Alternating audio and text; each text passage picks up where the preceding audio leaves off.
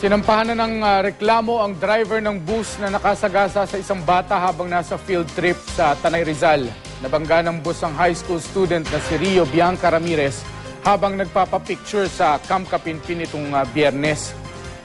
Kabababa lang daw ng driver mula sa bus nang mangyari ang aksidente. Pinag-aaralan din ng mga magulang ng biktima na sampahan ng kaso ang may-ari ng bus. Nauna nang sinabi ng bus driver na aksidente lang ang nangyari. Iginit naman ng Department of Education na kailangan sa pag-aaral ng mga bata ang mga field trip.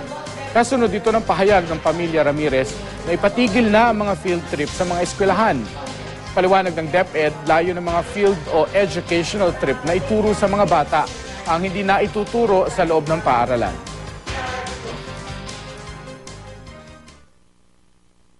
But the thing is, this should be done with utmost care. No? Then first, we have the parents' consent.